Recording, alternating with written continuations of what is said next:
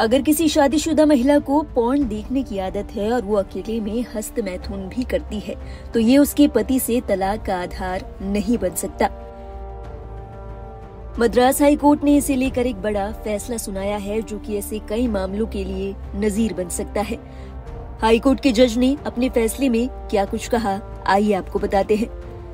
बता दें, Madras high court ने फैमिली कोर्ट के उस आदेश को सही ठहराया जिसमें कहा गया कि एक महिला द्वारा अकेले में पोर्न देखना और हस्त मैथुन करना उसके पति के प्रति क्रूरता नहीं हो सकती।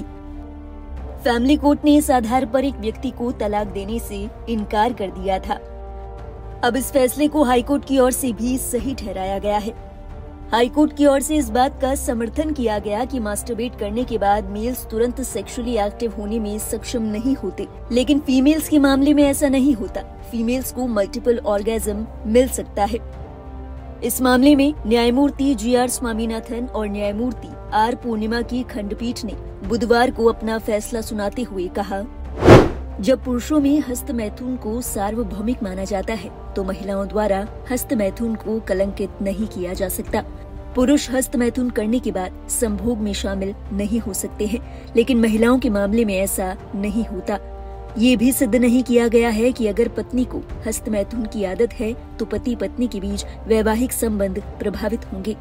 खंडपीठ ने आगे कहा, अगर शादी के बाद कोई महिला विवाहेतर संबंध बनाती है तो ये तलाक का आधार बन सकता है, लेकिन आत्मसुख में लिप्त होना विवाह विच्छेद का कारण नहीं बन सकता। किसी भी तरह से ये नहीं कहा जा सकता कि ये पति पर क्रूरता है।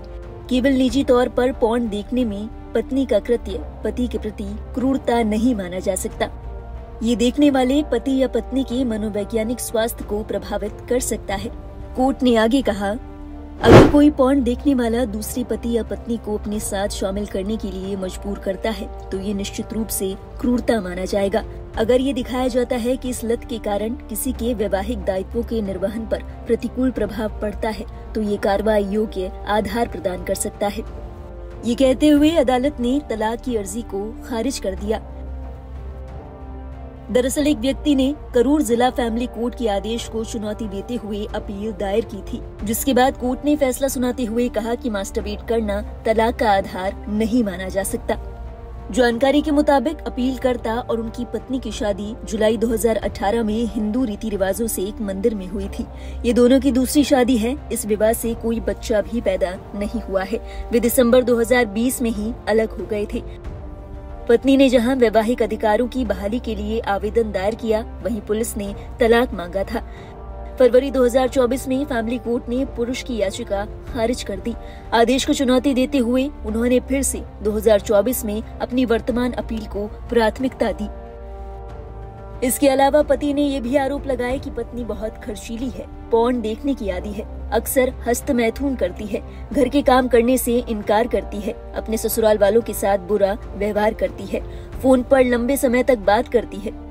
हालांकि पत्नी ने इन सभी आरोपों को खारिज करते हुए कहा कि अगर ये सभी सच होते तो वो 2 साल तक अपने पति के साथ नहीं रहती। पति ने ये भी कहा कि उसकी पत्नी यौन रोग से पीड़ित है। हालांकि पत्नी का कहना था कि वे यौन रोग से नहीं बल्कि शारीरिक रूप से पीड़ित है। जजों ने भी माना कि पति क्रूरता से संबंधित अन्य आरोपों को साबित करने में सक्षम नहीं है। ऐसे में तलाक की अर्जी को खारिज कर दिया गया।